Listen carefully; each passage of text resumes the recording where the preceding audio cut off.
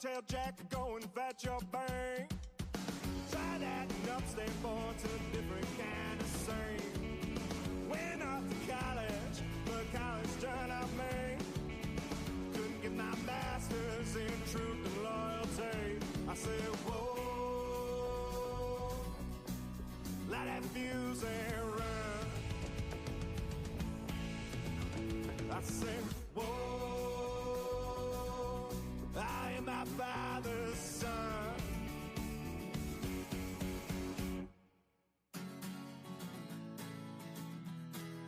Light that fuse and run. Whoa, light that fuse and run. Went off to college, but college done up me. Couldn't get my master's in truth and loyalty. Bang out the buzzword, teaching that blind man to sing. You might get the best of him, but you'll never fool me. Now, sweet talk to beast, dog-tailed jack to go and fetch your bank. Try that and upstate for to a different kind of scene. Went off to college, but college done up me. Couldn't get my master's in truth and loyalty. I said, whoa, light that fuse and run. I said, Yo, what is up, 24/7 Buff Fandemonium? It's your guy Swank. It is Tuesday. It is 8 p.m. Eastern Standard Time, and that can only mean one thing. It's time for the K-Gun Report. Here we are, guys. We made it through the regular season. We're going to talk about this big wild card game we got coming up on Sunday at 1, and who else would you rather be talking to about it than our special guest we have on the panel tonight, Mr. Don Beebe. We're going to go through all of your questions and comments. We're going to talk about Don's new book, In His Image. It's going to be a great time. You got me. You got Scooter. Let's hit this intro, and we'll just roll right into it.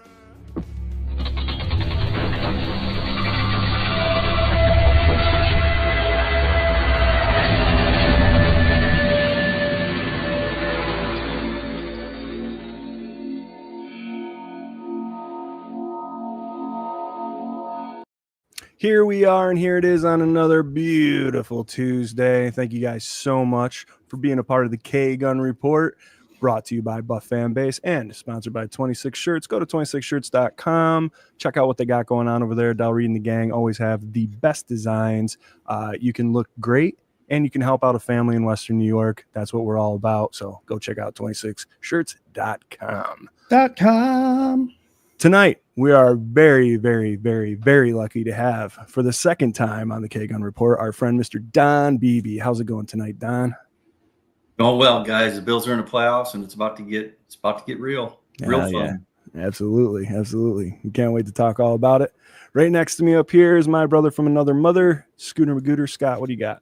What's up, Swank? What's up, Don? What's up, Bills Mafia? Yeah, they're right. It's playoff time. Whole different season. The games, you're one and done, fellas. You're one and done. So the intense, the emotions are going to run high, but it's exciting times. They're one and done. We're not one and done. They are. Yeah, right. Yeah, we keep going. Oh, man, I'm pumped about tonight. Let's get into the comments here a little bit and see who we got hanging out with us. We got our guy, Patrick Hughes. What's up, Mafia? Playoff time. Let's go. What's up, Patrick? We got our guy, Corey Blaine. Finally, the playoffs. Let's go. Absolutely. We got our boy, Doug. Happy Tuesday. Let Fandemonium juice loose. Let's go. All right. There you go. We got our boy, Cookie. What's up, everybody? Been looking forward to this episode. Us as well, man. Absolutely. Josh Cook, Don, you are his favorite player of all time. Yeah, look at the jersey, man. Yep. Absolutely. That's his high school jersey. He wore that number because of you. I love it. Yeah. I'm a big Josh Cook fan, man. Yeah, I'll clip that for you, Josh. Yeah, you can there put you it go. up and just play it on a loop for the rest of your life. He'll get a stuffed animal that plays the sound back. He'll just keep hitting it. I'm a big Josh Cook fan. We got Berto. Hello, fam. Go Bills. What's up, Berto? Berto, I sent your jersey out today, and I gave you some extras in there. So Berto was the winner of our signed Greg Rousseau giveaway for our 200th episode here Nice. a couple weeks ago. The amazing Ellen Lartio, everyone. Playoffs are finally here. Go Bills, and welcome Don Beebe. Thank you, Ellen. Ellen's one of our longtime OGs. She's absolutely the best. Corey, he said, what special food are you making this weekend? I don't even know, Corey. Probably chicken wings. That's probably what's going on, dude. Chili. Yeah. We got Adam, happy cake on Tuesday. On to the playoffs. Absolutely. Hello, Mr. Beebe, from my guy, Birdo. A lot of love for you, Don. Yeah. Well, thank you. Yeah, absolutely. Always excited to have you on. We got Buffalo Spartan. This is Sparta. How's it going, brother? He says, what's up, boys? Mafia mount up. We got Uncle Jamie. We got John Johns. Comments are flying in already. Oh, yeah. Uncle James said he enjoyed your book, Don. He bought it off from the last time you were on. Yeah. Thank you. Great to see you, Mr. Beebe. We got Lori. Lori Wynn, our guy Eli's mother. And I got to really quick throw this up here, man. We did a design for our kid on the street, Eli Wynn. He has been nationally recognized by Kyle Brandt. One of his favorite ex-Buffalo Bills, Gabe Davis, has interacted with him and followed him. This kid is just like one of the most charismatic little kids.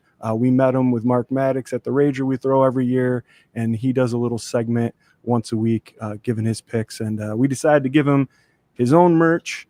Eli's Winning Lockdown. You can go to our bonfire and pick it up. With every one of these shirts that you buy, there's hoodies, long sleeves, female tees, youth sizes, all that. Mm-hmm. We're donating to Verona Animal Shelter at the request of Eli. So rock Eli's stuff. He's really excited about it, and help out some animals at his bequest. Oh, man, you guys are absolutely awesome here.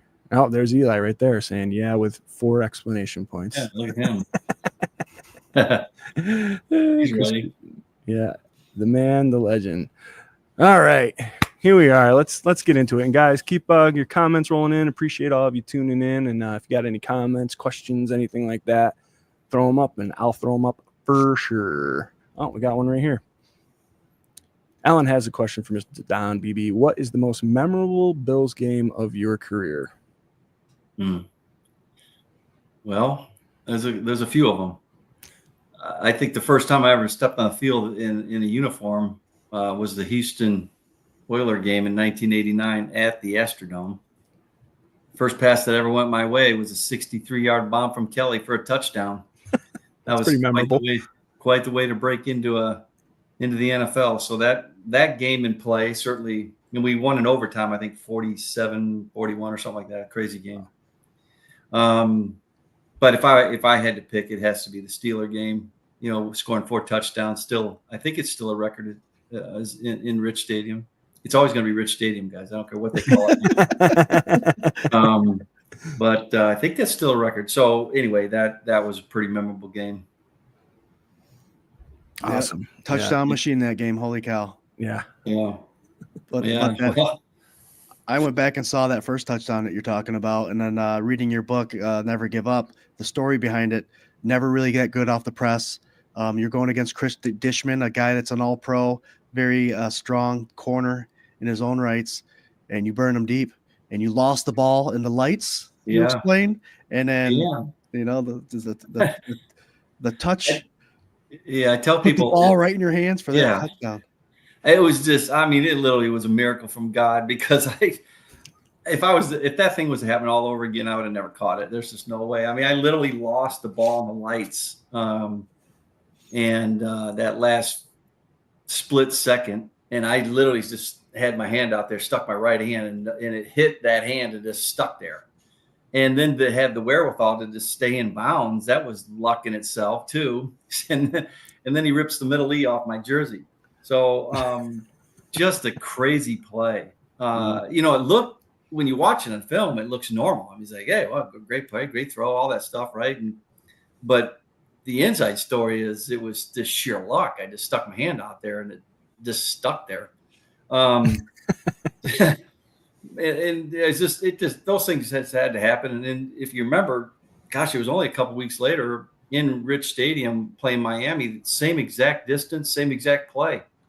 I beat Langford, I think was his name, the corner, number 44 from the Miami Dolphins for a 63-yard bomb touchdown again.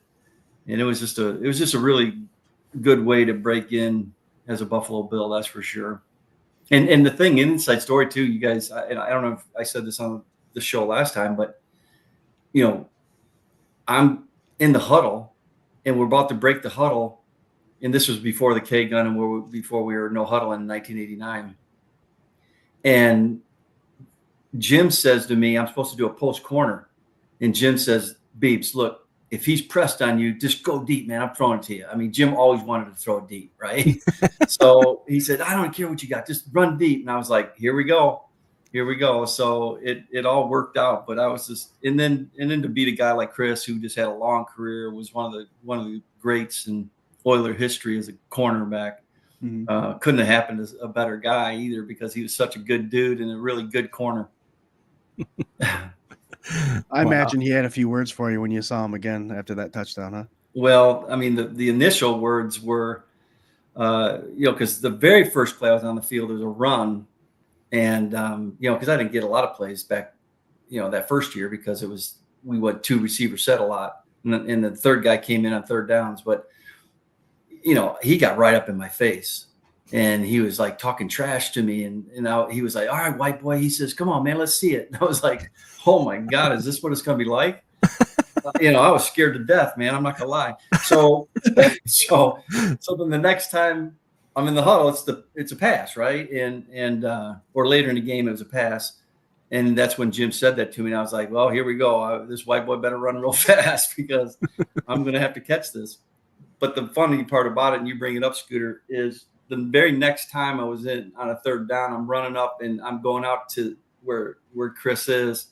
And he's up in my face again and he backs up like 8 steps. He said, dang, white boy can run. Yeah. So that was kind of a cool game for me. Yeah, absolutely. Yeah. The white boy can't run anymore, though. I can tell you that. Those days are over.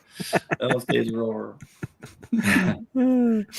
I like this comment from Eli. He says his grandpa really likes you, Don Beebe. Well, tell grandpa I said hi, Eli. Uncle Jane wants to know if you still got that jersey that he ripped the E off on. You know what? That's a great question. They had to replace the jersey, so yeah. Obviously I don't know. If you remember, guys, back then too, you guys were younger guys. Were you even born for a while? Were you even born? Oh yeah, yeah, oh yeah. Okay. Yeah. I don't know where you guys are born, but I turned 41 this year. Okay, all right. My guy over there is 42. So yeah, my first game ever was a Cleveland game in 1989, so I was around. Well, my first game was when Bruce took Boomer Esiason out of the NFL, and they were. Oh wow! Yeah, nice. we were on the first row on the visitor bench, watching him get smelling salts put underneath his nose. Wow. Well, very good. So you guys have been lifelong fans. Yeah, absolutely. Yeah. So what were we talking about now? I don't even remember what we were talking about. The jersey. Yeah. So as far as I remember the very next week, if you remember, 97 Rock had a huge contest. Who could bring the biggest and best E to the game next week, that weekend? And I don't remember who we were playing that next game. Whoever brought the best E would win a contest and free trip back to Houston, because we played Houston again the following year back in Houston. They were going to sponsor that person, whoever brought the big E. And I'll never forget, I'm walking out the stadium and I literally see these E's all over the place. I'm like, what in the world is going on? I didn't even know about the contest until after the game because, oh gosh, what was his name? Mark was the DJ for 97 Rock. Anyway, he was great. And they picked this guy E, and as soon as I walked out of the stadium, right off to my left was this. I mean, it had to be 10 to 15, 20 feet of an E made out of wood. And this guy was just carrying it around. It was just ridiculous. That guy won, by the way. It was pretty cool. Yeah, it's crazy that the fan base has been similar. Like if that happened today, like absolutely, like everyone would go crazy. Like if Josh Allen got an L ripped off his jersey, there would be nothing but L's throughout the whole stadium. Yeah, I mean, the Bills fans are just, I mean, they're just so unique. They really are. They're just so much fun, and I mean, it's just a party every Sunday. I mean, it just is. It's just one huge 80,000. How many is it hold now? 70 something? 72, I believe. Yeah. Okay, when 72, 74. Rich And Stadium, another million outside. yeah, exactly. Well, Rich Stadium, I think, held like 81, 82 up back in the day. But I mean, it's just one huge party every Sunday. Oh yeah. Yeah, we went up for the San Fran game here this a couple weeks ago, and it was a great time. Yeah. Yeah. Man, they're even breaking tables. I think didn't they have the whole Fox network or that crew out there breaking Yeah, I think tables? CBS. CBS, is that who it was? I was like, what in the world? Those guys are old men. Yeah. Nate Burleson got 40 feet in the air before he came down on that table. My goodness, crazy. I saw Andre do it one time. I was like, Andre, you're going to hurt yourself, man. He's 60, whatever he is, and he's out there off tables. Put one of those huge like crash mats underneath it, so it's a little soft for landing. Yeah. Yeah, exactly. I want to see Mike Lotish do it. I bet you we could talk him into it. He's been on the show a couple times. I can do it in a second. Yeah. Let's see here. We have Doug has a question for you, Don. Don, was there a player when you came into the league that was a mentor for you or took you under their wing? Yeah, it was Frank. Yeah, Frank Reich. He was, is he 4 years? I think he came in 85. Mm-hmm. So he was 4 years in the league before I was. And, we kind of hit it off very quickly. We became roommates. I think it was my second year we became roommates then. It would have to be him. Yeah, he taught me a lot of things. And, James Lofton would have been another one, but he came I think it was my second or third year there that he came in. But James was such a pro. He really was. The way he dressed, the way he just presented himself in front of people and out in public. He was just a very professional person. But between those two, we had a lot of friends, a lot of guys, but those two probably were the most as far as mentoring, let's say, and helping the old rookie in 1989. It's funny you guys say this because I remember it was the first week, it was before our first game, and we had to do this big thing downtown at the Hyatt, I think. It was at the convention center maybe, but the Bills would have this big get together, media blitz, and fans were all there. And I didn't have no money. I'll be honest, I came from nothing. And my signing bonus was $110,000. Okay. That was my signing bonus. And I was the first pick, remember, I was third round pick. And so I went out and bought what I thought was a really cool suit, man. It was garbage. I mean, I showed up and it looked like I was a waiter, a maitre d' holding a plate. I mean, it was these guys. I walked in, I swear to God, I walked in and Jim Kelly looks at me and he goes, "What in the world are you wearing?" I mean, I thought it was cool. It's my bonus. It was a joke. Yeah, exactly. I spent all that money on that, probably about, $200 on that suit then, and was made fun of. Yeah. Did you have it tailored or you just wear it as it's done? I'll be honest, I'm a kind of just take it off the rack and put it on. So, I don't know. I don't think I've ever had one tailored for me. I don't need it. Let's see here. We got our guy Chris Christian says, Don, who was your team growing up, and who was your favorite player on that team? Yeah, it was. I mean, I grew up in the Chicago area, so the Bears, unfortunately. Walter Payton. Oh, yeah. I mean, Walter Payton, man, it was just, even people that aren't Bear fans are Walter Payton fans. I mean, the guy was just amazing human being for one. And what I was attracted to the most was two things. One, how humble he was. Extremely humble guy for a Hall of Fame guy. I mean, when he would score a touchdown, you never saw him spike it. He would always hand it to an offensive lineman and let that guy spike it, right? Mm-hmm. And then the other thing I really was attracted to Walter was his work ethic. He taught me a lot of, that and Rocky 1. Okay. Taught me a lot of just go out and train, man, like Rocky in Russia. Let's go.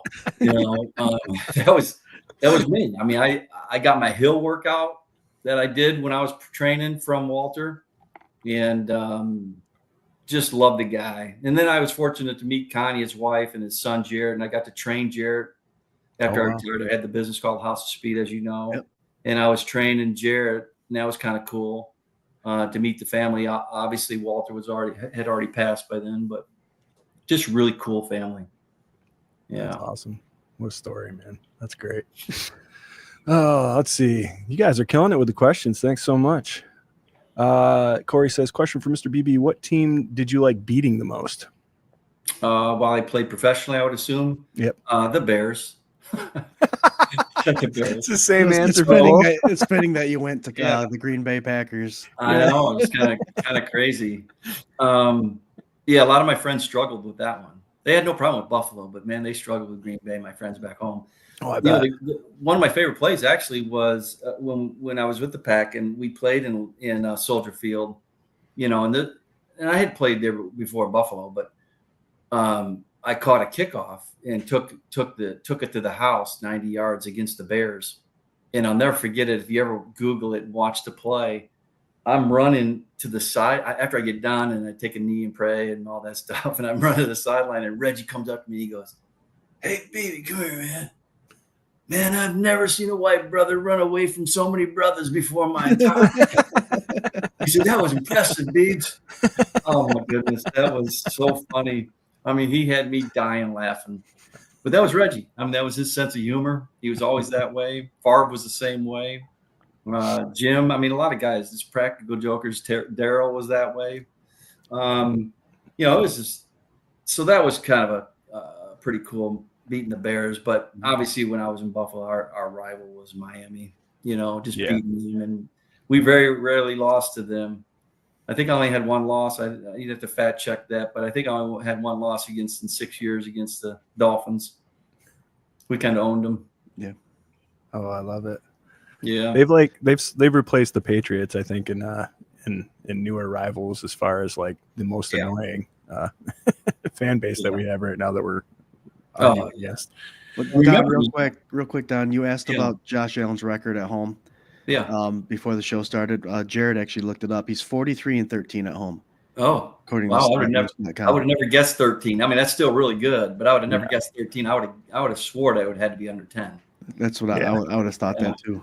Had to be his rookie season, and then there was that one season that they were just killing it on the road. Remember, they were winning everything on the road. That's true. Yeah. Let's see here. Adam says you can probably run faster than me, Don. Yeah, probably.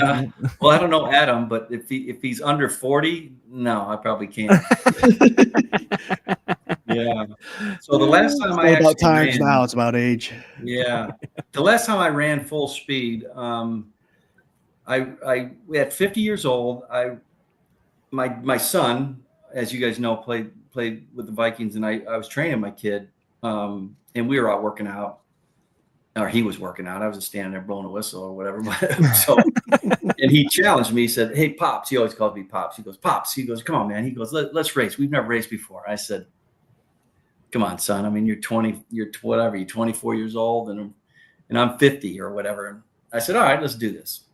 So I said, "On one condition, I get to say go." So we line up.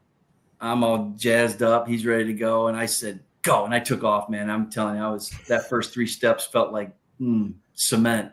I mean, it was bad, bro. I took off 5 yards and he was already at 10. And I swear I felt like Balboa on the beach, and Apollo Creed just went screaming by him. And Apollo's looking back. That's what Chad was doing. And I just stopped at like 8 yards. I was like, "Nah, this ain't gonna." You feel the hammies start screaming. Oh, God. Don't do it. I started. Don't do it. The actual last time I actually ran full speed was I was 41. I was at a speed camp, and we had like 200 kids there. And I was in sweats just doing the camp. And at the end of the camp, we were doing guys in 40-yard dash, fastest in the camp competition. And this kid ran a 4.43, pretty fast kid. Yeah. And he was going to Division I football. I can't remember where it was. And so he got the whole camp talking trash, and he's like, "He can beat you, Beebe." I was like, "Come on, man, you ain't that fast." And I was like, I looked at Dr. Shute, my partner. I said, I got to shut this kid up, Mm-hmm. So I said, "All right, kid, let's go." And I took off, and right at the end, I felt like my hamstring was going to explode from my can, and I beat him, and I landed up running at 41 years old. I ran a 4.38. Wow. Yeah. So that was the last time I ran full speed. And I looked at Dr. Shute and I said, "I'm never doing that again." And I never have. Good. So yeah. Never have. Wow. That makes my legs hurt I don't think. Both my calves just cramped up just now. Yeah, so did mine. Oh, let's see here. Well, Don, before we move on to this game, and I promise, guys, you guys, again, killing it in the comments. Thanks so much for tuning in and hanging out and sending all these great questions. Don, Yeah. could we talk about your new book a little bit and where they can find it and all that stuff? Yeah. So I've written 3 books in my life. 6 Rings from Nowhere, which is a apropos title. And then just this year, I've written 2 more. The first book, 6 Rings, was a life story book. Okay. Which I don't know if you guys know, last time I talked to you guys, that this wasn't confirmed yet, but and I've worked with other movie producers, but I have finally finalized one that it's going to be out at the end of 2026. Oh, wow. And awesome. the name of the movie is called Run for Glory. Oh, nice. And so they're gonna Salty Earth Pictures is doing it. They're out of Wisconsin, and I've agreed to terms about 6 months ago, and it's a go. Wow. So 6 Rings is going to be part, kind of that story come to life. And then this year I kind of felt led to write a devotional book. And there's a lot of devotionals you can find. But I don't recall ever a former athlete, any sport, okay, but a former athlete actually taking life stories that have actually happened to them in their lives and turning it into a devotional. And so the first one I did is Never Give Up. I don't know if you guys have a picture of Never Give Up. Yeah, so that's the first one. And I did that about 8 months ago. And then that one did so well. I mean, and this one is for athletes or just anyone in general, but specifically for athletes who have never given up and things that happened throughout my career. And obviously the first devotional I write is the Leon Lett play, and it's the whole basis of the whole book, to be honest with you. And then I go into, 12 total stories, 12 different devotionals, 1 per month. Most people read it in a day. It's not a hard read. And then I got inspired to write another one. People came and asked if I would write one for dads. And so the next one I wrote was called In His Image. And it's a father's devotional. And been through a lot with my kids and, almost losing my oldest to a car crash. And we thought she didn't make it as we were headed to the scene. And we got there and fortunately the Lord spared her life. And I wrote it. That was one of the devotionals, dealing with a son that had 11 of 12 years on reconstructive surgery or season-ending injury, and yet he still plays 4 years in a league was incredible. And as a parent of a kid, how do you handle that when when your kids go through adversity? I mean, it's tough, man. When you're dad and you're a parent, it's tough when it happens to you, but it's really tough when it happens to your kid because it's out of your control, right? Right. So I stories like that I just wrote, and it's been amazing, guys. And as you said, the only place you can get them right now, the devotionals, is 6 Ring is through donbeebe.com, and it's been a great thing for me, and I'm glad I did them. I really am. Like you said, it's 86 pages. I think it's a real nice read. I read it personally, and as a father, I've been looking forward to the next one. But as an athlete, it's great inspiration. It's not just a story about the God and sports. It's a nice story that relates being led by God and listening. And that's something I struggle with myself, is actually letting full go to God. And I think a lot of athletes do that because athletes tend to have more of a selfish kind of attitude, like I'm going for the money, I'm going for all this. But your story explains very nicely of how some things that are brought to your front is, I always said, and I believe this, if God's paying attention, so is the devil. So there are things out there that are tempting, and we all know about temptation with the Lord and all that stuff, the story of Adam and Eve and all that.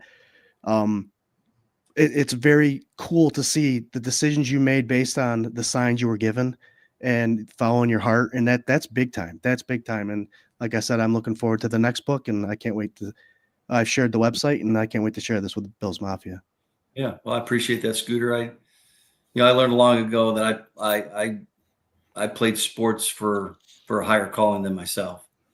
I hope that I've played through my career and coaching, now that I've been coaching for 27 years, that I do that with a humble spirit. This ain't about me, man. I'm not about wins. I just believe that if you do it right and you do it the right way and teach kids the right way and young adults the right way, you're going to win more than you're going to lose. You just are, because you're never going to quit. You're going to train really hard. And when you do those things, good things happen, but I've always tried to take less credit and give more credit to somebody way better than me. And that's God himself. So hopefully that it inspires people. And that's why I wrote it. I wrote it that it would help people through the difficulties of life, because nobody's immune to it. Everybody's going to have trials. Everybody's going to go through tough times. Life is not easy. And I have a saying that I've kind of lived by throughout most of my life is, it's not that hard, but it's not easy. It won't be. I mean, being a great athlete, it's not that hard, but it's not going to be easy. Yeah. Being a great Christian man, it's not that hard, but it won't be easy. So being a great dad, it's not that hard. You don't get up anymore, you spend time with your kids, but it's not going to be easy. Mm-hmm. So there's a lot that goes into that statement. And again, I've been very fortunate, guys. I mean, I had an awesome dad and I had an awesome mom. A lot of kids don't. And I think that was the biggest reason I got into coaching right there. I knew a lot of young men were not going to have that father figure. And if I could, in one small way, take that role on, and I cherish those moments. I really do. And in your book, it's amazing to see the path that was taken about how you're given all these, the guidance and paying attention to the signs and all that stuff, and where it's led you to. You had the opportunity to potentially coach for the Buffalo Bills, but you chose a different route. You followed your heart, and now you're leading young men. Like you said, fatherless young men possibly, or even some that just needs that extra guidance or that extra someone that knows and feels the power of God. Yeah, It's amazing that you led that route instead of the multi-million-dollar deals at these NFL coaches, where you potentially could have never been able to spread the word. Yeah, you bring up, the first scripture that comes to my mind. The world of sports, Philippians 4:13. You see it all the time. It's kind of like when I grew up, it was John 3:16. Now it's Philippians 4:13, which states, "I can do all things through Christ who strengthens me." Well, in the world of sports, people pray that, or they say that, and they think automatically, "Oh, God's going to give me the touchdown. God's going to give me a $10 million," or, all these things. But they miss Paul's point in Philippians 4:11 and 12. Right before that, Paul talks about what is the true meaning of success, really. And he says, "I've learned how to act when I have it all, and I've learned how to act when I don't have anything." Right. And that was Paul's life. And what he said was one key word. He said, content. You got to be content with where God has you. And that brings me to that devotion that you talked about, Scooter. Was I had a chance. Marv called me in December of 2005 or January of 2006. He called me and asked me the night before he was going to announce he was coming back to Buffalo to be the GM. He called me and said, "Hey, Don, I'll never forget. It was like 9:30 at night. It was even late. And I was already in bed, I go to bed early." So, and I picked it up, and it was Coach. And he said, "Hey, Donnie, I just wanted to ask you a question. I'm going to announce tomorrow I'm going to take the job as the Buffalo Bills GM." And I said, "Man, great. That's awesome, Coach." And in my mind, I'm like, "Yeah, why are you calling me?" And he says, I want to know if you'd come coach for me. And without even hesitation, I just said, "Coach, first, I'm honored you would even ask." But reality is I had just taken the job in 2004 at Aurora Christian High School. Now get this, guys, they had no football field. They had no weight room, and they had 17 kids in the whole program, freshmen through seniors. And I wasn't making a dime. Wow. And here I am after my second year there, telling Mr. Levy, Coach Levy, "Yeah, I think I'll stay here and do this with the band." From a world's perspective, guys, that's crazy. I mean, what are you thinking, right? And in reality, I could have just finished my 18th year coaching. Reality, I could have potentially won a Super Bowl by now as a head coach, and people are like, "Oh, come on, really?" Well, let me give you an example. Doug Peterson, who coached high school football in Louisiana, we would talk quite every year, and he was coaching high school in Louisiana, coaching Royal Christian up here in the Chicago area, and we would always say, "Hey, I'm gonna bring my team down, and then you bring yours up the following year." And we were always talking. Well, next thing you know, Doug's coaching with the Philadelphia Eagles. He just got hooked on with Andy Reid there, and then he becomes the head coach. And, oh, by the way, he won a Super Bowl as the head coach. So it certainly was with the realm of possibilities, but it just wasn't my calling. It wasn't where God wanted me. And I truly believe this. I really do. That if I would have taken that job and it wasn't what God wanted me to do, I could make 5, 10 million, won a Super Bowl as a coach. I wouldn't have that peace and joy I have today. Mm-hmm. I love my job. I love what I do. I love my wife, my kids, my 5 grandkids. I mean, I just love coaching and doing the things that God's called me to do. That is Philippians 4:11 and 12, being content with where God has you. And that was that whole devotional. I gotta say, man, like, it's very inspirational. Your whole story, you're professionally, athletically, you as a man and a role model and a coach, and what you've done. And it just, I don't know. We talk a lot to players from your era, and it's like a common thread where, you know, when we were younger and we were looking up to you guys, we were hoping that you were the men that you are. And it's just super refreshing to like talk to you and have all of that be like, you know, like the whole don't meet your heroes thing. Like, that is not true when it comes to men like yourself. So appreciate everything that you do. And guys, I sent a link out to donbeebe.com as well as Scott. We're spamming you. But I didn't talk to Scott about this. Anybody who left a comment tonight, we're going to get you a bundle of in his image and Never Give Up. So if you left a comment tonight, we're going to pop a couple of those books and we'll do a giveaway next week after we beat the Denver Broncos on the show next week, which I think is with Mark Maddox, right? Yep. Yeah. All right. Back-to-back weeks. You guys are killing it.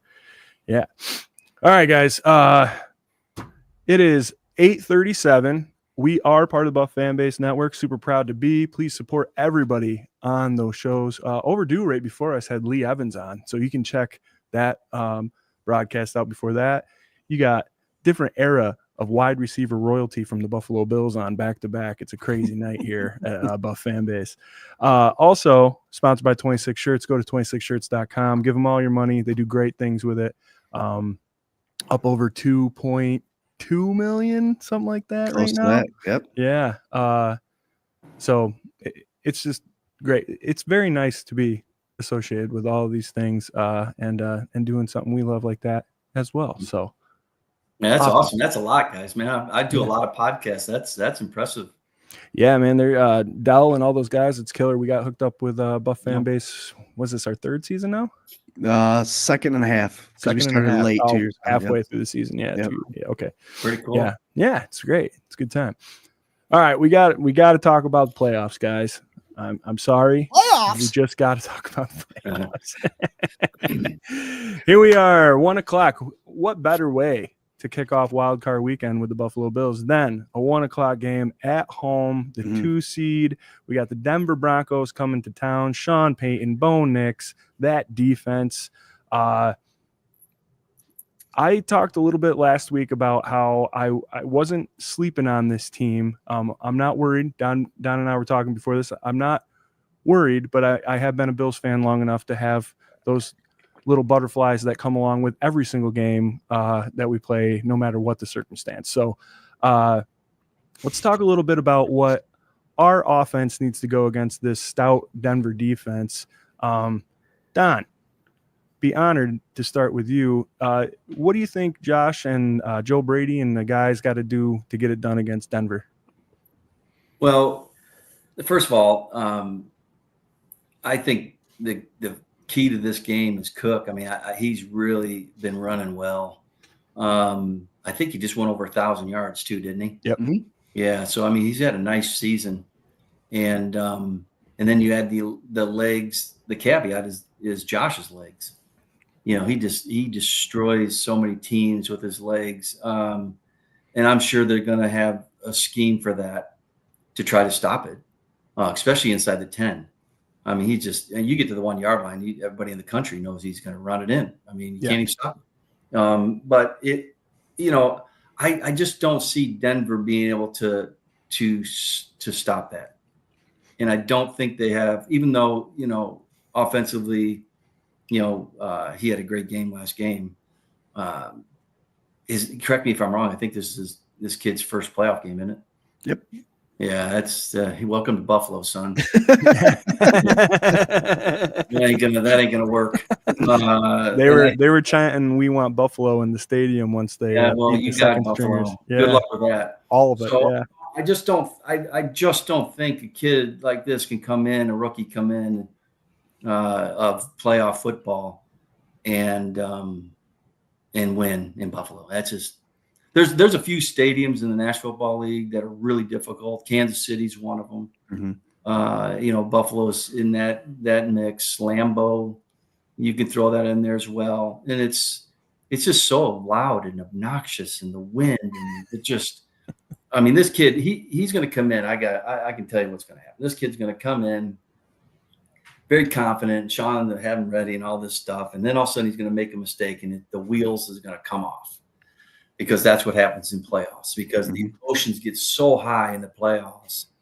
And, there's only a few Tom Brady's in this world, that can handle the emotion of these games and have adversity early and then flourish. Most can't handle it, and I can't see this kid doing that. So I'm thinking blowout. I'm thinking 3 touchdowns or more. Oh yeah. Yeah.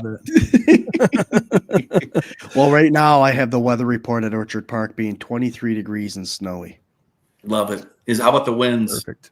I didn't see anything about a wind, but that'd be a nice little touch. 20. We got to get it rolling, man. 20. Yeah. 20. It's over early. Get Josh can slice through 20 miles per hour like nothing, man. Like he's cutting a nice soft cheese. Yeah. Just like that. Our running game is better. Oh yeah. There's no doubt. Our running game is better, and when you got a quarterback like Josh that can run, I mean, that's tough to defend. And then you got a running back that's over 1,000 yards. I mean, that's a tough combination, guys, especially in playoff football. And I actually think that's what's going to take them all the way, is those two right there. They've got to stay healthy. They stay healthy, and the wind is blowing, and it's just nasty, and that's just football, perfect weather for Buffalo. Absolutely. I think that Bo Nix is going to have a nice, decent career. And I think that this is going to be one of those seasons he looks back on as like, hey, I was a rookie and I made it to the wild card round, and good for me. And then the Bills just learned a lot that year. Yeah, I learned a ton that first playoff game I ever played. Scooter, what do you think, man? What's this offense got to do against this defense? Been hearing a lot about the sacks and the line. They got Surtain. What do you think, buddy? I'm piggybacking off of Don here. 63 sacks, amazing number. I just read earlier, I told you about it, Swank, 29.5% blitz rating. And I believe that the best way to avoid all that is to make sure the running backs are involved. You get a running back going up for a swing pass, a screen pass. Once he crosses those linebackers' faces, they play a 3-4 defensive scheme. So the outside linebackers play a big role in their sacks. And a lot of times linebackers are trained to, if a running back crosses your face, you follow him out, make sure he doesn't get beat. So if we can pull linebackers away from their response, what they're trying to do, you're going to open up the field big time for this offense. Screens, draws, swing passes, stretches, all that good stuff. And we've seen a little bit of that. We've seen the deep passes by Ty Johnson. In the last couple of weeks, the Buffalo Bills and Joe Brady have introduced those kind of plays, which we called. We didn't show a lot earlier in the year. Now we're showing it. Now you have to respect it. And that's the best way to make sure they're not putting pressure on a quarterback. I'll also add this in. They're number one in quarterback pressures. They're number one in sacks. And they apparently are really good at keeping quarterbacks inside the pocket. If you look at who they played, they really haven't played quarterbacks that can get outside the pocket. They played Lamar, yes. Mahomes, yes. But look at all the other quarterbacks. Mayfield, yes. A lot of those guys are pocket passers. So that, to me, that stat is void. It doesn't really matter. And we also got to remember who we have. Josh Allen, one of the best quarterbacks at being able to get outside the pocket.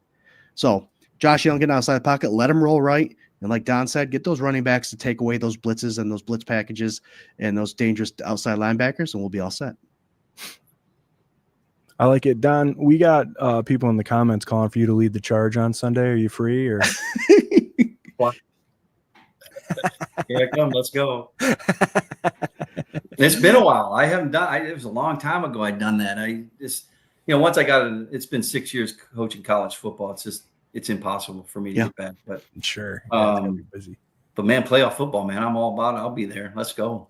Hey, I'm trying to get to some games. I'm on the first call list in case my buddy's significant other can't go or handle the cold. I'm on call, so maybe I'll be there Sunday. We'll see. And let me know. We can meet up. Yeah, be great. It's a quick drive from Chicago. Don, Bean and the Pagulas actually watch our show, so they just heard that, so they might get a hold of you shortly. Yeah. Hey, speaking of ownership, somebody was telling me the other day. You guys tell me if this was rumor, because there's a lot of things that get thrown around. That the Bills are for sale, and this guy named Elon Musk is buying it. Is that true? No, I don't think so. Good. I think Pagula did offer up a percentage of the team earlier, and like a 5-person panel. There was a couple of ex-NBA stars, and Tracy McGrady's part of that group. Yeah, there's a bunch of people that bought into it.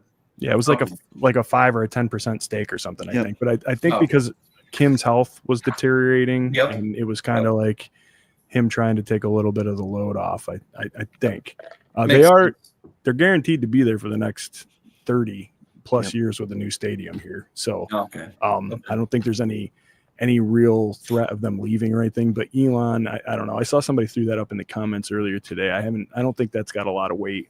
But he bought Twitter, so I don't know. Maybe who knows? I guess anything's possible when you're a billionaire with way too much money and time on your hands. So. Elon should do. Elon should purchase the rights to all the beverages being sold on that first home opener game of the new stadium, and just let everybody drink and eat for free. There you go, Elon. There you go. That sounds good. Yeah. Or the Bills celebration when they come back to town after Super Bowl championship. I like that. Oh, there you go. There you go. That. Guys, for me, I think a lot of people are talking about, again, this defensive line for the Denver Broncos, and I have the respect for them, but I think everyone's kind of glancing over the fact that our offensive line has allowed the least amount of sacks this season, that our mobile quarterback has not been that reachable. Let me see. I just pulled it up here. I think it's 14 they've allowed all season. Compared to the 63 that Denver has landed on non-mobile quarterbacks mostly, I'm not that worried about it. I agree. I think the running game has to get going. I'm really curious to see if they have been holding some stuff back. I think Curtis Samuel could be kind of dangerous on some little jet sweeps and stuff like that. And I'm wondering if, that was kind of what was sold with him coming to the team, and we haven't seen any of that. I'm wondering if some of that little gadgety stuff, a little bit of trickery might come out here and there. If we don't need it, I'm fine with that too. I wrote down here, just keep doing what you're doing. There's nothing wrong with our offense as far as I can tell. Go in there, put together a nice solid game, and play the way you play. And the offense isn't really any sort of concern for me. Now, if we're flipping the page to how we slow down this Denver Broncos offense with our defense, maybe I'm hoping that Babbage is held a little bit back. Maybe I'm hoping that there's a little bit more that we can see from the defense. The bend not break. There's a lot to be evaluated here, but we have come this far. You have an explosive offense that has really just done a fantastic job, and a defense that's towed the line and made it for a 13-4 season. So, Don, what do you think? What do you want to see out of our defense this Sunday? Absolutely, no question. They cannot let Bo get comfortable. They have to make him stay uncomfortable early, and then keep it coming. It's okay if he gets a play here and there and gets lucky. Okay, but I'm telling you, you just keep pressure on this guy. Don't let him get into a rhythm. Okay, and he's going to make a mistake, and then he's going to tank it. That's just my prediction, because I've seen it too many times with young kids, and I'm talking about first time playoff game in Buffalo. Yeah, I mean, that's a big ask. So I think if the 12th man, which we already know what that's going to be like, crazy. Crazy. Okay. Yeah. So as soon as they start doing what they do, it's that's what I say. I think it's 3 touchdowns, guys. I really do. I love Yeah, it. they don't call it sophomore mistakes or junior mistakes. They call them rookie mistakes. Yep. So there's something that's there, and they don't read it right. They're just overly. It's too big for them, and that's what we're hoping. Big mistakes. The Buffalo Bills right now rank 26 and 19.5% blitz packages. I would like to see that increase. I agree, Don. Bring the pressure. Bring those linebackers. Let Von Miller. I mean, guys, forget Von Miller was drafted by the Broncos, so it's a nice little segue into him blowing up for the playoffs. And and Sean, just to sorry to interrupt there, but Sean's not stupid either. So I mean, he's coached some great quarterbacks. Okay, obviously Drew being the best, but the thing that he will do early, especially, and this is why we just can't sit back. If you're going to blitz and you're going to get to him, I would get right up in these guys' face and I'd force him to throw instead of just letting him dink and dunk it out when you blitz, because that could hurt you. Okay, to a back or somebody like that, or a short hitch or a slant or something like that, when you're in man coverage and you're allowing it to be an easy throw. Bo can make those throws. So you got to come up and get those guys grill, put pressure on them and make them throw tough, small windowed throws, and make sure you got a linebacker that's covering that back coming out of the backfield, because I guarantee they're gonna have checkdowns against that blitz, and you got to be ready for that. Yeah, Javonte Williams, their running back, is the second target on their team, so he does dump it down to the running back quite a bit. Yep. Yeah, you got to take that away. Yeah, that's a safety line, right, for a rookie quarterback, right? You're talking about a back that can catch a ball when you need a safety lane, and if you can stomp that out, I agree. Just get in his face, make him uncomfortable. You could do that with any quarterback in the league. Just rattle his cage enough to where he's not comfortable throwing. And you're absolutely right with the rookie presence coming to a hostile atmosphere. He looked great at home last week against Kansas City's backups. He looked amazing. But here we are. This is a little bit different. There's no next week if you don't take care of this week. So, and our linebackers and safeties they took the week off and they're healthy too. Yeah, and that's huge. I think this team is the healthiest it's been all year coming into this wild card game, which we haven't been able to say for the last 4 seasons of playoffs. This is going to feel like a Super Bowl to Bo. Yes, it really is. I mean, it's going to feel like that when he comes into Buffalo. Obviously come from Denver. He's going to be used to the weather. I don't think that's going to affect him any. It's going to be the noise, not being able to get play calls out, signals out, being able to do check down or check offs. It's not going to happen. Yeah.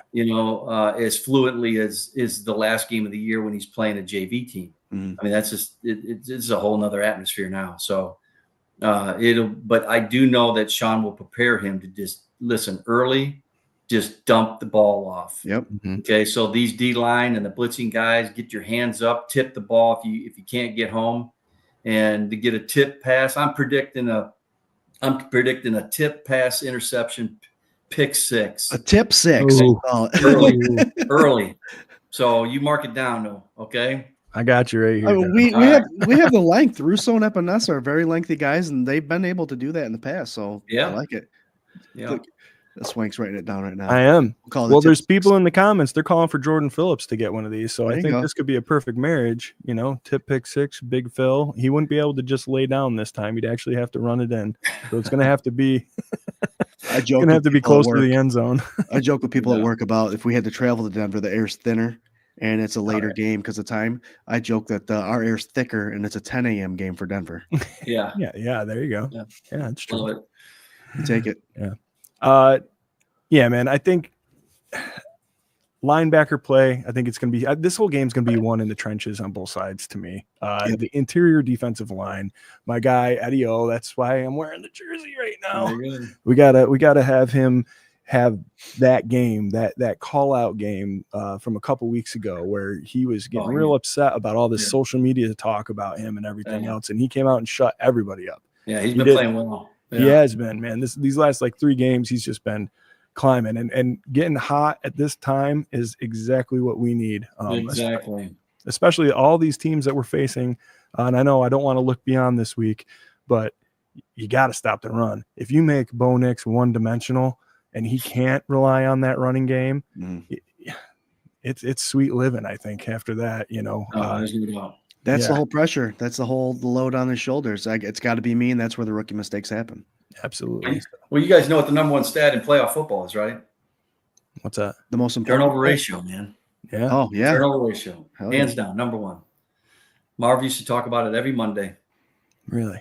What's the turnover ratio? I mean, he used to say stuff like, in the first game of the playoffs, historically, if the team had 3 turnovers more than the other one, they would win 86% of the time. I mean, he would say this stuff, like he would have all these numbers. Wow. And boy, he, unlike any other person I've ever been around, put more emphasis on turnover ratio than anybody. And and we were pretty good at it, but when you get to the playoffs, it's even amplified. I mean, look at our Super Bowls. We lost because we turned the ball over. Yep. I mean, good night. We just gave the game away. I think we still hold the record for 9 in Super Bowl 27. 9 turnovers. You ain't winning with 9 turnovers, guys. That ain't gonna happen. You're starting to give me Yeah, and when you get the loud music going and the fans going, and because when you turn over 1 and 2, and then it's like a snowball going downhill. You can't stop it, and that's what's going to happen to Knicks. I got a feeling. Yep. Bills finished the regular season plus 24, number 1 in the league. So hopefully they can continue that. That's impressive. Plus 24. That's a big number. Wow. Well, they keep that going. That you can, Katie, bar the door. We're going, bro. Get your hotel rooms. Yep. Book them now. Yep. I love it. All right, guys. Let's talk a little bit a score prediction here. It's 8:57. I don't want to keep you too late here, Don. Score prediction. Wow. You want me first?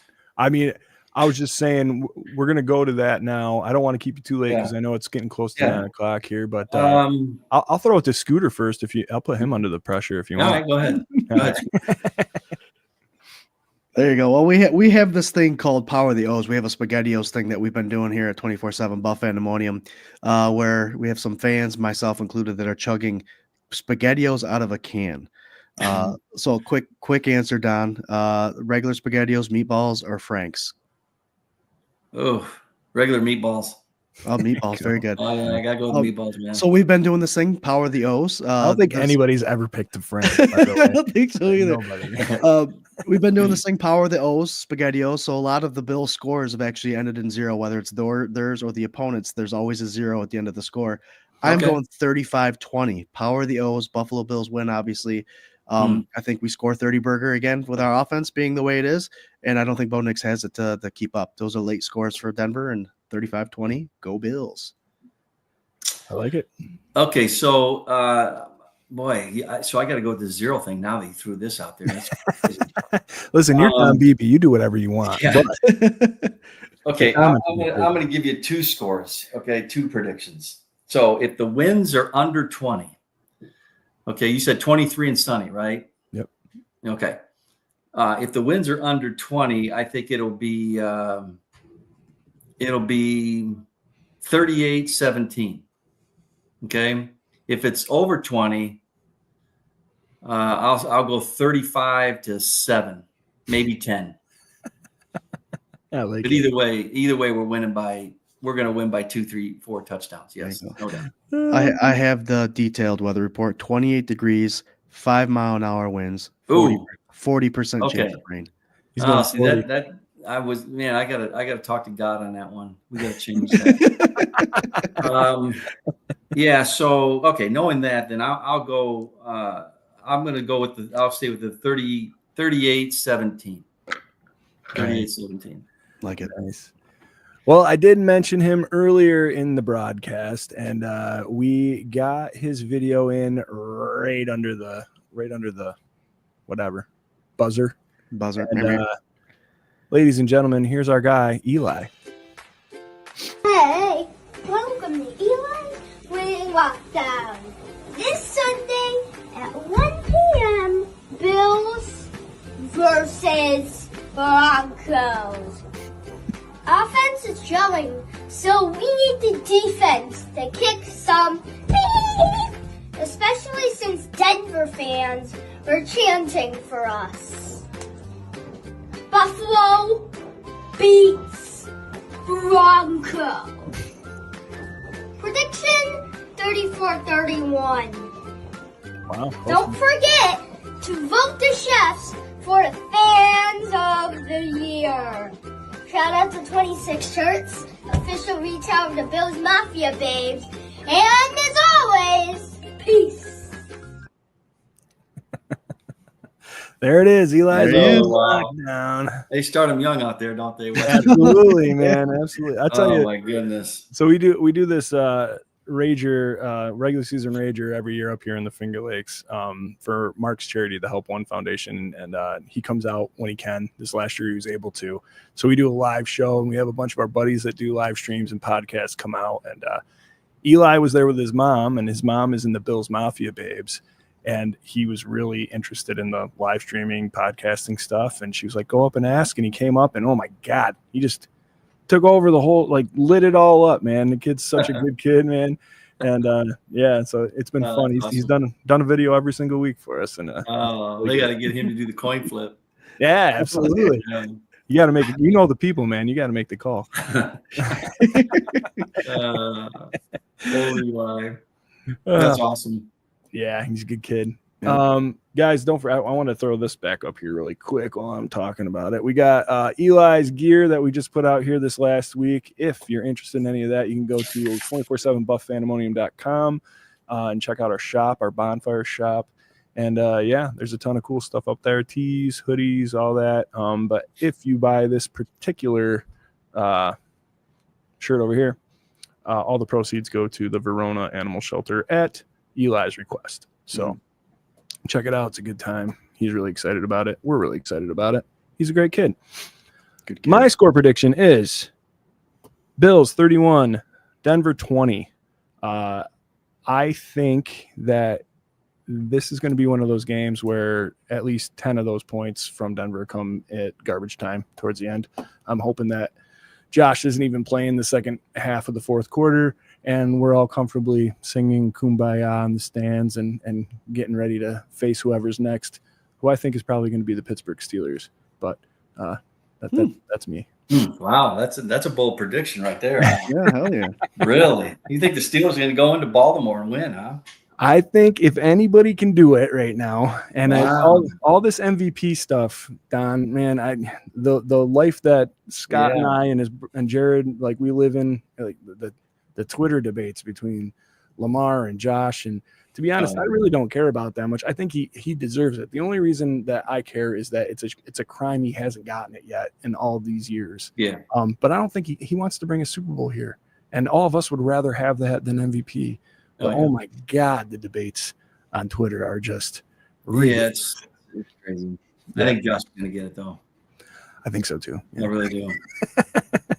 So who's your Super Bowl prediction? I want to hear you guys' Super Bowl prediction. Ooh, Scott, you want to go first? Super Bowl prediction? Yeah. I would love to see Bills versus Detroit. Detroit's coming back with injuries. I think they're bringing people back every week, but I don't think they have what it takes. I have an upset here. I'm a big Stafford fan. I'm going Rams. Bills, Rams. Bills, Rams, really? Mm-hmm. Wow, Really? you just curveballed that right out of left field. I just like Kyron Williams is a great Rams, running back. Yeah. He's got two great wide receivers in Nakua and Coop. I just like what they have. Yeah. I like what they have. They got a tough first draw, though. Yeah. I can't believe the Vikings at 14-3 have to go on the road. Is that a first ever? I think so. Fact check that. That's got to be, right? A lot of people are upset about that, and I that's think crazy. it's going to probably change something for next year. Yeah, there'll be real changes. Or in the next couple Yeah. years. But But you can't take the credit away from winning your division. That's the problem. Yeah, And that's the but home. LA is gonna have to go into Detroit. Yeah. And I just don't see that happening. I was hoping that, because the Bills beat Detroit, earlier, and I was hoping that they actually would lose that game because they're going to face them again in the Super Bowl. It's always Get that fire it's always hard to going. beat a team twice. yeah. It really is. So that's my choice as well. I think it's Detroit, Buffalo. I'm with you, Don. Did I tell you who I thought would be there or who I wanted to be there?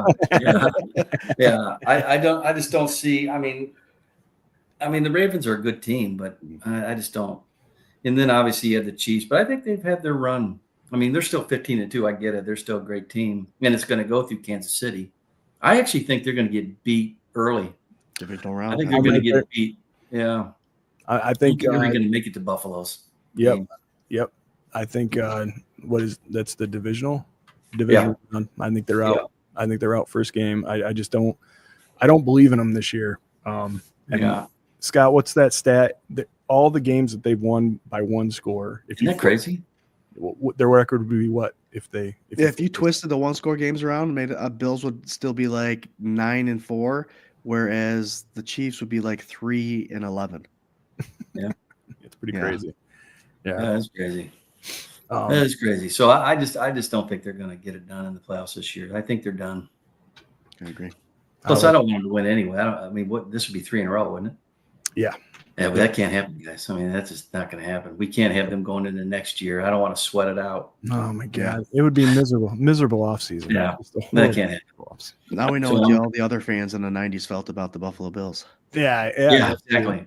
I love it. Again. Oh God, we thrived on that. I got quickly the hero becomes the villain. Yeah, but don't forget about the Eagles either. Philadelphia's going to be tough. They're tough. They got a really good running game too, and it's always tough in the playoffs, and they'll be tough to beat. But we'll see. It's a great field, I think, for the most part. Really, like the bottom of the barrel for me. Like the Texans peaked too early. I don't think they're getting out of round one. The Commanders are a fun story. I just don't know if they got what it takes. There's a lot there. It's when you bring that up. I think this is one of the most talented seasons in a long time. There's a lot of really good teams. Yeah, I mean there really is, and it's going to be tough. You're going to have to play your best ball. There's no question, and that's why I kind of picked Detroit because I think they're playing the best ball. And as Scooter said, they got a lot of guys coming back. I mean, what they have at one time, 17 guys on Yeah. I mean, that's crazy. Nuts. That's crazy. And they're still 15-2. Yep. They're saying that Montgomery is working out and that he could be available for the Super Bowl. They're going to be tough. And it's got to go through Detroit. That's going to be tough to beat them. And that coach, man, he's got them going, man. He's got the mojo going. He does. Yeah, and the game is played on emotion, and they're going to have it, and they're going to be tough to beat. So we'll see. Aiden Hutchinson is one of those guys too, Swank, that would make the Super Bowl if they made it. Who's that? Their defensive end, Aiden Hutchinson. Yeah. Sack monster. Yep. Yeah. Oh yeah. They were saying, but I don't know. I don't believe it. I don't think that he can come back that soon. Yeah. I think it's like one of those things. Well, it's kind of like what Micah was, right? Like 2 seasons ago. And we're like, oh man, all of a sudden he would have been available. And who really knows if he would have been or whatever. Mm-hmm. But Corey, I'm so sorry that I missed your comments about asking Don Beebe about what kind of SpaghettiOs that he liked. I'm glad that Scott picked up my slack. There's a lot of you here. I'm so sorry. I apologize. Doug wants to know, Don, how did you guys stay focused and handle the pressure through the playoffs? Well, through the playoffs, we did. The Super Bowl, we did not. I've used this example before, and I think I talked about this on the last time we were on the show together, but the reason Buffalo didn't win the Super Bowl and the reason the Packers did on the 2 teams that I played was that right there. We didn't handle the emotion in the game, Super Bowl. And I'll give you the best example. Super Bowl 28, our 4th one in Atlanta. I think the halftime score was 13-10 us, and we're getting the ball first. And we're in the locker room. We're like, okay, we're handling the line of scrimmage and things are going great. And we felt pretty good coming out of that locker room. And let's take this down and get up 10 and put this away and win a game. Yeah. We felt very confident. And then, Leon, caused a fumble on Thurman, and James Washington, the safety, picks it up, scores a touchdown. And well, shoot, you got the whole half left. I mean, literally the whole 3rd quarter and all the 4th quarter left. And you come to the bench and we're down 4 points. And literally you thought we were down 30. Mm-hmm. Deer in the headlight. Everybody's quiet. Nobody's saying a word. Nobody was arguing and complaining. Everybody's just quiet. We just like no emotion at all. what happens? They go on 3 runs and just shove it down our throat with Emmitt Smith, and we don't do nothing offensively the rest of the game, and we get blown out. Yep. Well, now you fast forward to the Pack 2 years later. Okay, we're playing New England. We go up early, 10-0. Next thing you know, we're down 14-10. Bledsoe hits 2 big touchdowns, and they get down there. And you came to the sideline, and you got Eugene Robinson, Leroy Butler, Brett, Reggie, some other guys, and even myself at this time. I was pissed. I ain't losing 5 in a row. I mean, I was just like, no. Yeah. And I remember one time, I can't remember who it says, and I think it was Leroy Butler, just says, these guys aren't even that good. They're not even that good, guys. Let's just keep doing what we're doing. We're way better than them. And so we kept our heads. Next thing you know, halftime score is 27-14. Yeah. And then Reggie comes out in the second half and, oh, by the way, has 3 sacks and destroys the Patriots. So, but Buffalo was more talented. I mean, we had more talent, guys. I mean, nobody's gonna doubt that. I mean, there's 2 Hall of Famers on that team of Packers, and there's, I don't know, 50 on the Bills. I mean, it's crazy how many guys are in the Hall of Fame, and GMs, head coaches, owners, and so we just didn't handle the emotion. Why? I don't know. I think anybody's going to have that answer. We played with great guys with a lot of great energy, and I mean, you don't get to 4 Super Bowl with not a bunch of guys that are winners. Exactly. I mean, they were winners. Yeah. We just didn't handle the emotion because I think we wanted it so bad in number 3 and number 4 that when things didn't go well, it just dismantled. Yeah. And sometimes when you want things so much, you build too much pressure on yourself. We didn't feel that in Green Bay, and that was the difference. Yeah. I mean, I got to believe that after, the second and the third one, getting to the fourth one and hitting a moment like that, it had to hit like even harder.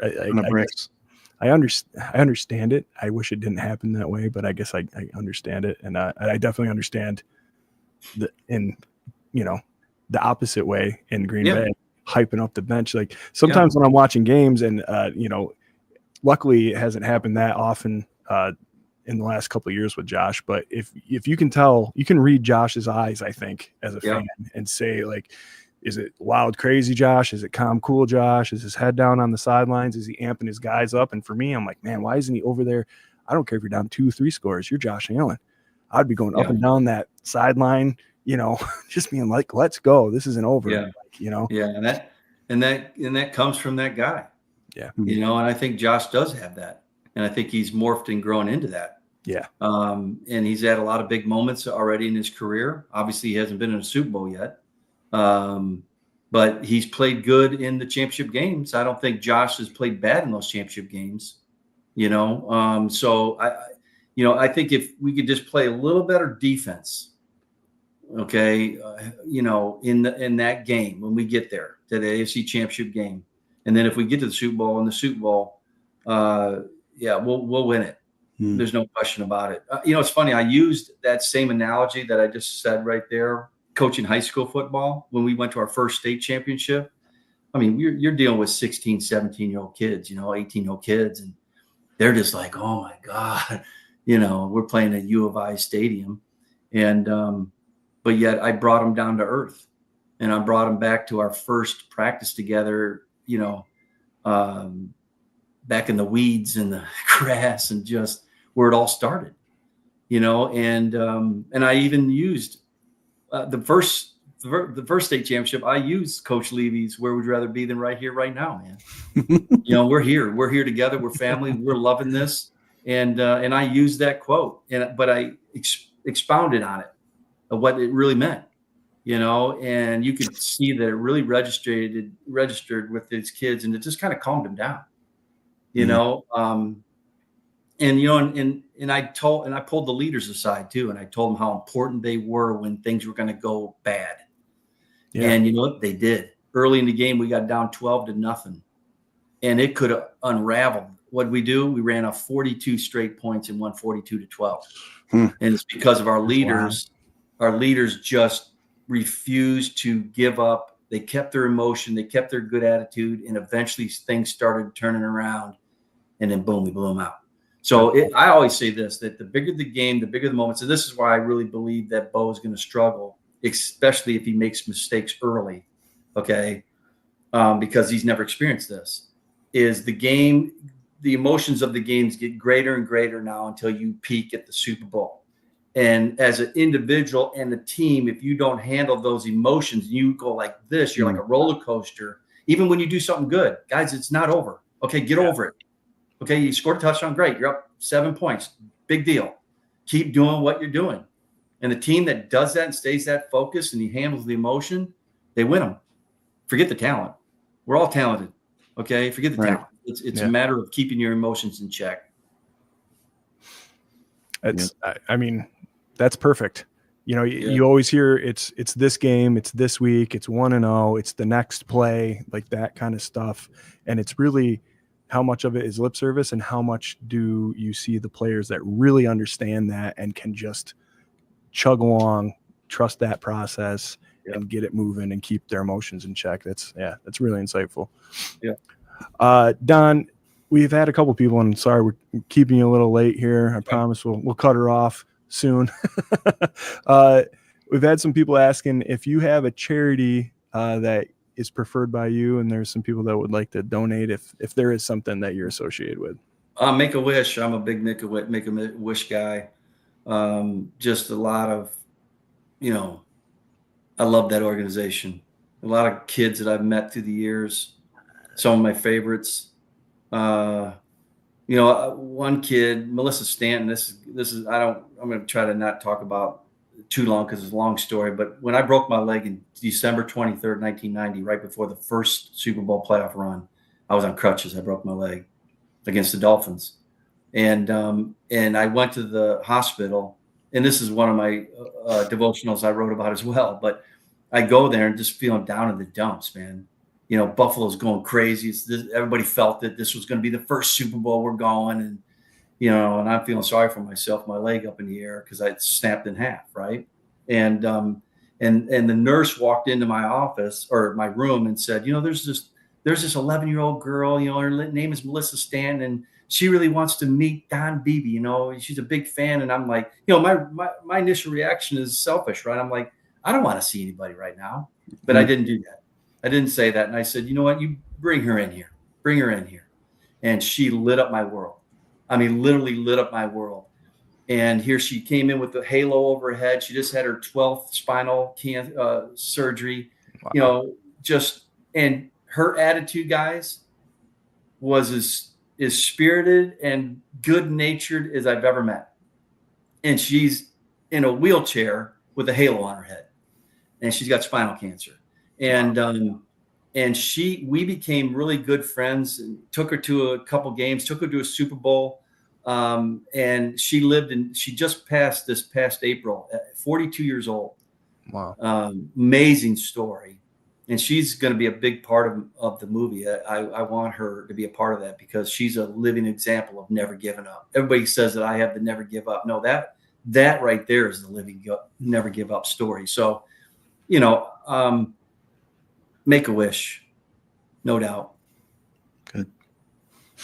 Wow. Thank awesome. You, by the way. Yeah. Appreciate it.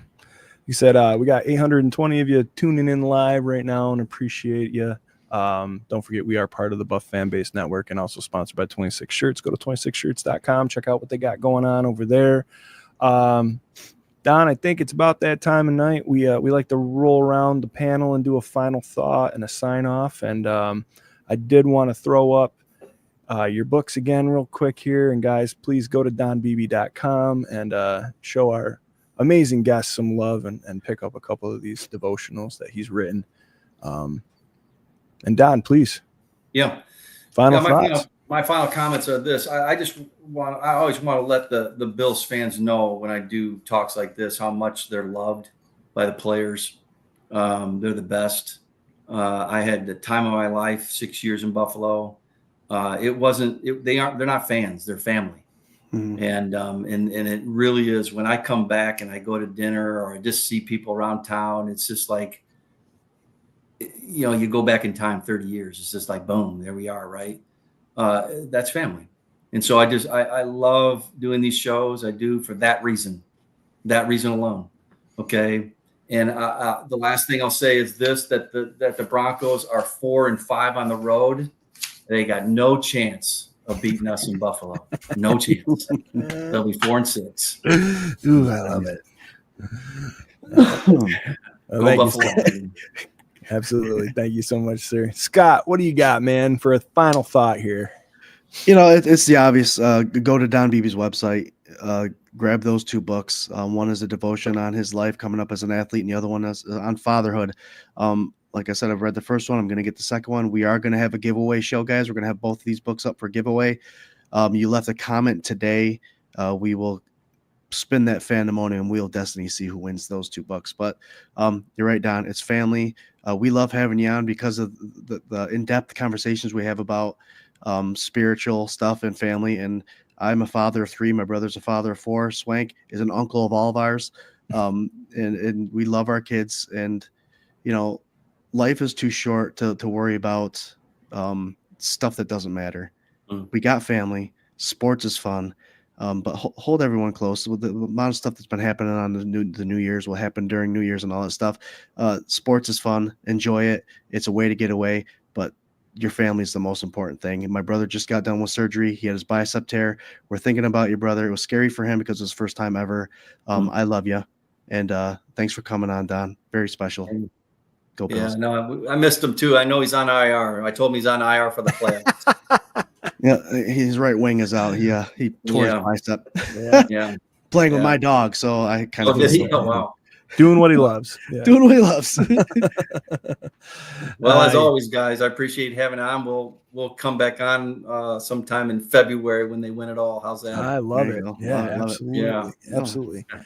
Guys, thank you so much for tuning in. I say it a lot. We have had a stretch of time pre Josh Allen and post Kelly years that was a bit of a drought. And we're the kind of fans that can tough it out and get through because we love this team so much and we love what Buffalo stands for. I can't imagine ever rooting for another team in my whole entire life. But just live in the moment right now and appreciate the fact that we have a great team that's competitive every year and is special, man. And you're living in that moment right now. So when you're getting ready to watch the game at 1:00, think about it. Think about where you are and appreciate getting to see this fantastic team and the time that you're living in now. Also, appreciate that you're living in a time where Scott and I get to geek out over one of our heroes being on the show, like Mr. Don Beebe. You can catch us every Tuesday night at 8 p.m. Eastern Standard Time. Scott and myself and my friend, Mr. Ryan Thomas from the Thomas Takes Sports podcast, also do a Sunday sessions. We'll be hitting it off at 11:30 this Sunday before kickoff for the WildCard Weekend that we got against the Denver Broncos. So come check that out. Don't forget, if you left a comment today, we got that book bundle that we're going to hook you up from donbeebe.com. And, guys, great show. Great talking. Go Bills. Go Bills. Go Bills, man. Go